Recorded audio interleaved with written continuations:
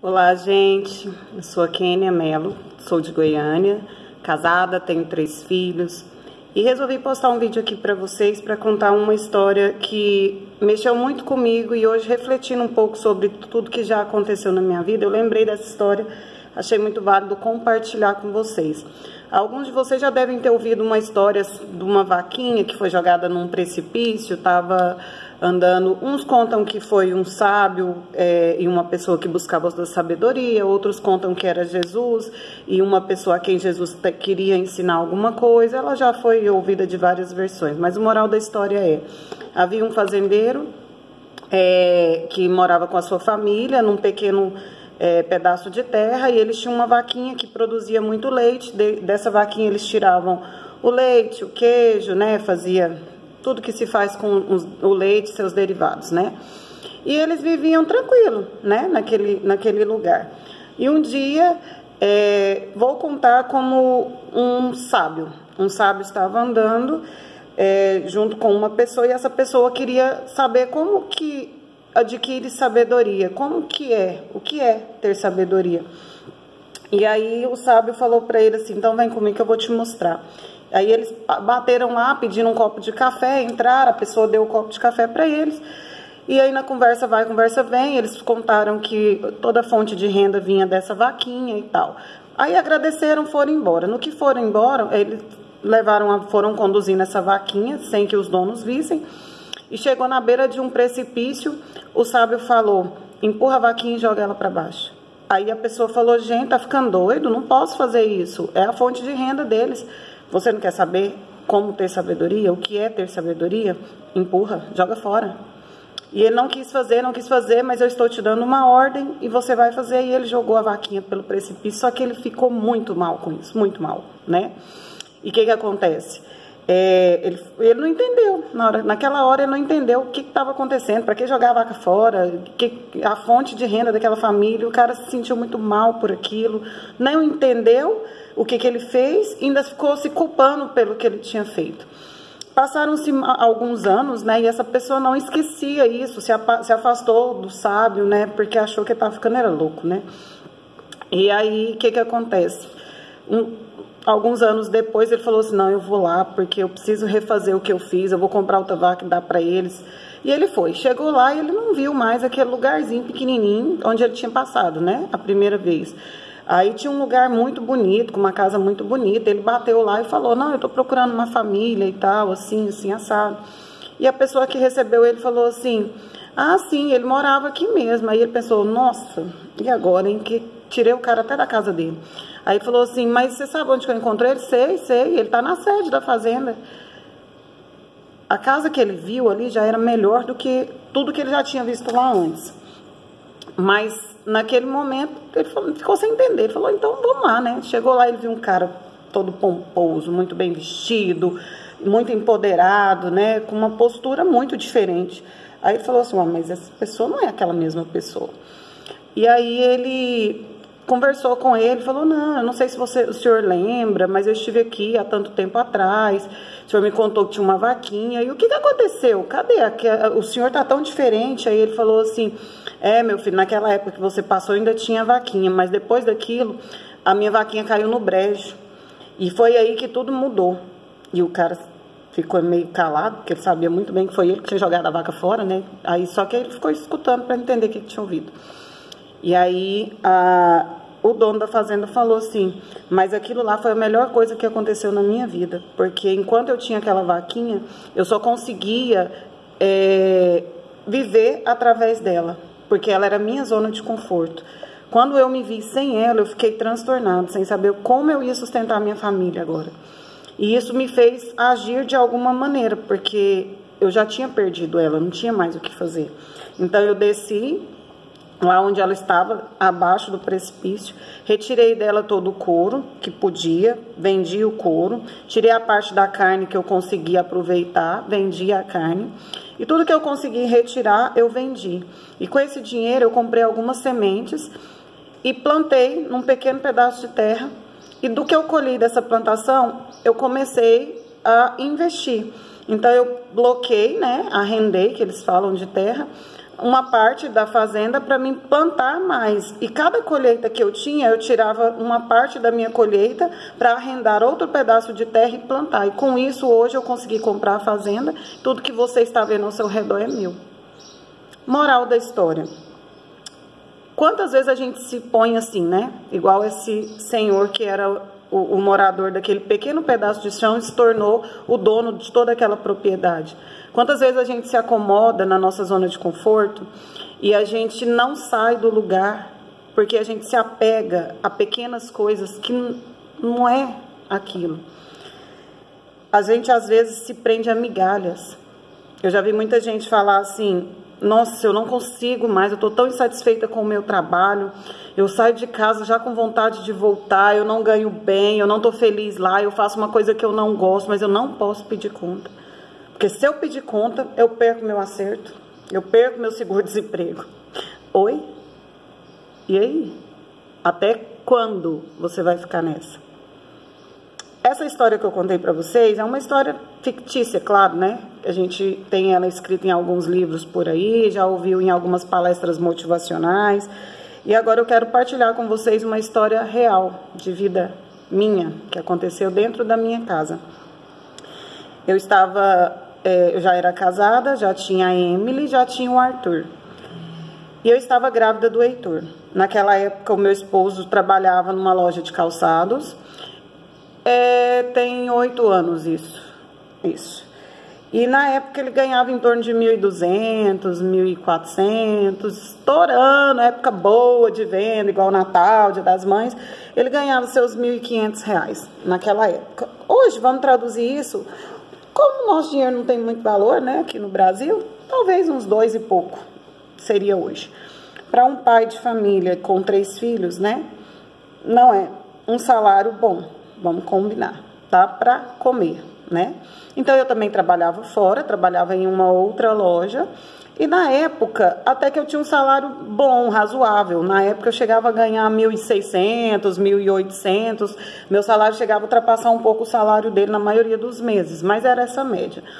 E aí, eu criei coragem. Para falar mais claramente, eu trabalhava numa rede de lojas aqui em Goiânia que trabalhava com fotografia, mas que também vendia eletrônicos. E eu entrei na área da fotografia, já tinha 8 anos de empresa, quando eu decidi comprar uma câmera e começar a fotografar fora de lá. A política da empresa não permitia que a gente trabalhasse fora como fotógrafo, porque eles acreditavam que se a gente fizesse lá fora algum serviço mal feito, as pessoas iam associar o meu trabalho lá de fora com o meu trabalho de dentro da empresa, apesar de não ter nada relacionado. E mesmo assim eu fui lá e comprei essa câmera, eu falei, não tem nada a ver, eu tô fazendo serviço que é meu, faço fora do meu horário de trabalho, né? Nada a ver. Comprei essa câmera e saí ligando para Deus e todo mundo. Tudo que eu fiz na época, peguei lá no 102 online no Google, não tinha muito recurso assim de redes sociais, né? Há 8 anos atrás, estava começando isso. E digitei lá, fotografia Goiânia, fotógrafo de Goiânia, saí, tudo que era telefone que tinha eu ligava, oi, eu sou a Kênia Mello, trabalho com fotografia, estou buscando uma oportunidade, se você puder e precisar, salva meu número, quando precisar me liga. Isso eu fui fazendo, liguei para um monte de gente. Aí eu comecei a engajar nesse mercado de fotografia. Um dia, pouco tempo depois que eu comprei a câmera, eu era dentro da empresa, assim, uma fotógrafa que era conhecida, né? Até, assim, os supervisores todos, geral, filha do dono, que era supervisora geral na área de fotografia, me conhecia na época. E ela chegou a me chamar para conversar comigo e falou, fiquei sabendo que você comprou uma câmera, está fotografando, você sabe que isso não é correto dentro da empresa, eu quero saber qual que é a sua intenção diante disso. Aí eu falei que na época a minha intenção era continuar na empresa, que eu tinha acabado de comprar aquela câmera, eu parcelei ela em 12 vezes, e que se eu saísse eu estava enrolada, como é que eu ia pagar, né? Que eu não tinha intenção de sair naquele momento, mas que muito possivelmente o meu futuro não era lá dentro, porque eu ia seguir minha vida. Lá era só uma oportunidade, e que eu era muito grata por essa oportunidade, e realmente até hoje eu sou muito grata. E eu pensei, agora, né, lascou, ela vai me mandar embora. Aí ela falou assim, mas você sabe que não pode. Eu falei, eu sei que a política da empresa não permite, porque eles têm medo vocês têm medo da gente associar o nosso trabalho lá fora com o trabalho daqui de dentro. Mas lá fora, a minha vida é minha. Eu faço o que eu quiser, eu posso trabalhar do que eu quiser, fazer o que eu quiser, ou não fazer nada. Quem manda na minha vida depois que eu sair daqui sou eu não vou parar. E falei com a cara e com a coragem, seja o que Deus quiser, né? Aí ela olhou pra mim e falou assim, mas você tem intenção de continuar? Eu falei, com certeza, por enquanto sim. Eu falei, então vou te dar uma promoção. Eu falei, opa, vim pensando em ser mandado embora e ganhei uma promoção. Fui para uma loja muito boa, me subiram para uma loja que realmente era a melhor loja da época, onde o meu salário chegava à média de 2.200. E eu estava, logo depois dessa situação, engravidei do Heitor, do meu terceiro filho. E eu coloquei na minha cabeça que eu tinha que sair de lá, porque lá eu trabalhava muito, o dia inteiro. Saía de casa de madrugada, voltava de noite, não vivia meus filhos. Como que eu ia fazer com 3 filhos, trabalhando desse tanto fora? Então, ter 3 filhos e não cuidar deles, para mim era uma irresponsabilidade da minha parte. Por mais que eu precisasse trabalhar para cuidar deles, eu tinha que achar outro meio. E aí foi quando eu comecei a colocar isso na presença de Deus e falar que eu precisava cuidar dos meus filhos e que Deus providenciasse a melhor coisa para mim. Nesse intervalo de tempo, em mais ou menos 6, 7 meses da minha gestação, eu sentia muita dor e eu tive que me ausentar muito do trabalho nessa última gestação, porque realmente eu sentia muita dor, a barriga era muito grande, acho que por ser terceiro filho, meus filhos nasceram grandes demais, enfim. Eu me ausentava muito do trabalho, então eu já estava recebendo mais pelo INSS do que pela empresa. Então, meu salário caiu muito, né, naquele determinado momento. E eu conversava com o meu esposo, falava para ele que a gente precisava agir junto de forma que a gente pudesse trabalhar juntos, né, para nós. E, de repente, nessa mesma área da fotografia. E aí, só que ele não tinha coragem de pedir conta. Porque ele achava justamente isso, né? Mas se eu pedir conta, lascou. E eu, Kênia, também, eu não podia pedir conta, né? E ficou nós dois naquela. Se a gente saísse, se a gente montasse, se a gente comprasse, se a gente fizesse, mas a gente não pode. Porque a gente tem que continuar lá, a gente tem que continuar ganhando nosso salarinho. Enfim. Antes de eu ganhar neném, acho que já estava de uns 8 meses para 9, de repente me chega o João. Com a mão na frente e outra atrás. Ele tinha sido mandado embora da Flávia. Eu trabalhava numa loja de sapato, como eu falei. Ele tinha sido mandado embora. Ele foi mandado embora por justa causa. E sem ter motivo para justa causa. Foi uma grande injustiça na época. Não falo isso porque era meu esposo, não. Posso até falar para vocês o que aconteceu. Loja de sapato, tem um tal de fazer banca, né, que é colocar aquelas caixas que ficam no meio das lojas, onde coloca um preço de promoção, joga um sapato ali em cima e o povo chega e vai pegando e comprando, né. Ele estava em horário de atendimento normal, trabalhando, e ele subiu no estoque para pegar um sapato, e o gerente estava lá em cima e falou para ele descer umas caixas para fazer uma banca. Ele falou que estava atendendo e quando ele terminasse ele descia as caixas, né. E aí, quando ele terminou o atendimento, o gerente chamou ele na sala e falou para ele que ele estava sendo mandado embora por justa causa para ele assinar o papel já estava pronto, tipo minutos depois. Aí ele achou até que era uma brincadeira, porque não tinha lógica, né? E aí, quando ele viu que estava falando sério, ele falou, mas o que eu fiz? Por que não estou entendendo, não? Falou, por insubordinação, porque eu mandei você descer a caixa e você não desceu. Então, assim, que a justiça seja justa, isso jamais seria motivo para justa causa. E eu ali, com aquele barrigão, recebendo salário de INSS, me chega o João com a mão na frente e outra atrás. Na época, assim, foi desesperador, sabe? A gente saber que eu estava com um salário muito menor do que o que eu ganhava e que ele voltou para casa desempregado, sem nada de acerto. Gente, naquela época, naquele primeiro momento, a gente não entendeu nada. Aí é a hora que você começa até a questionar, mas por quê? Por que está acontecendo isso comigo? E até hoje eu estou com 16 anos de casada, essa foi a pior fase que nós passamos financeiramente falando. Porque logo em seguida veio o nascimento do Heitor, e a gente em casa, o João sem trabalhar, sem receber nada, procurando serviço, e eu lá recebendo salário de maternidade, de auxílio maternidade, sei lá como é que fala, que também não era lá essas coisas, né? E não entendemos. Surgiu uma oportunidade na época, assim, eu sempre coloquei tudo na presença de Deus, sempre. E eu ali ainda de licença, surgiu uma oportunidade para o João fazer um curso para tirar o Cresce, para trabalhar como corretor de imóveis. E a gente não tinha nem o dinheiro para pagar esse curso na época. Porque o que eu estava ganhando era o que estava sustentando a nossa família. E era muito pouco em relação... A gente já ganhava pouco junto. Eu sozinha, ainda encostada, né? Ficou pior. E, de repente, a gente se viu numa situação onde a gente precisou até de ajuda mesmo, assim. A minha sogra, na época, ajudou muito. Ela completou o que faltava do enxoval do Heitor. A gente, até cesta básica, nós ganhamos. Porque, realmente, assim, a situação foi muito crítica. Muito, muito, muito, muito, muito. E aí, o João começou a fazer esse curso, graças a Deus. E aí, antes de eu voltar de licença, ele entrou numa imobiliária aqui em Goiânia. Era uma imobiliária muito grande, muito chique, sabe? Só que para ele ir todo dia era longe da nossa casa. E ele precisava ir de carro, porque às vezes ele precisava se locomover para o imóvel. Às vezes tinha que levar cliente. O nosso carro era péssimo, péssimo. E ele tinha que ir, porque era o carro que a gente tinha. A gente ficava até com vergonha, mas era o que tinha na época.